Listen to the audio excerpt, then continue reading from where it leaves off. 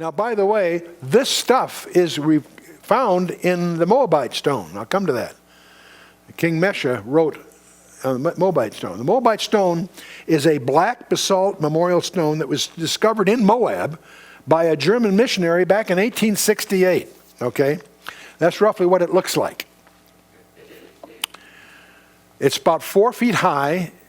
It contains about 35 lines in an alphabet that is very close to Hebrew. A little different, but discernible. It was probably erected about 850 BC, call it almost 3,000 years ago, by a Moabite king, Meshach. It's interesting. His story is written in the stone. It celebrated his overthrow of the nation Israel. That's his version. The account in 2 Kings 3 makes it clear that Israel was victorious in that battle. But Meshach has his view of it. I'm reminded when I was in Cairo, I was stunned to see all these incredible monuments celebrating their victory in the Yom Kippur War of 73? And they got wiped out. Eric Sharon had the third Egyptian army surrounded. They were totally at the mercy of Israel until Kiplinger. That's not right. What's it? Huh?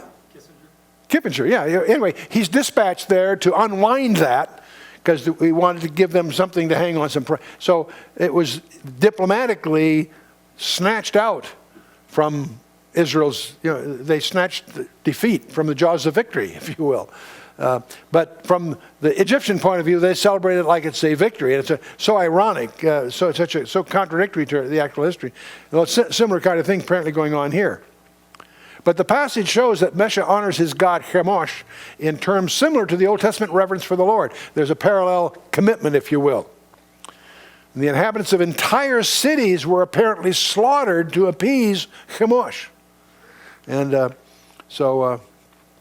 anyway, very parallel thing. Now, the Moabite stone has profound biblical relevance. The reason I bring it into our study here. It confirms the Old Testament accounts, that is the existence of these things. It's valuable geographically because it mentions no less than 15 sites that are in the Old Testament. They're alluded in the Old Testament, and the Moabite stone makes reference to these. It also resembles Hebrew, the language in which most of the Old Testament was originally. That's Paleo-Hebrew, the ancient Hebrew, that it was originally written in.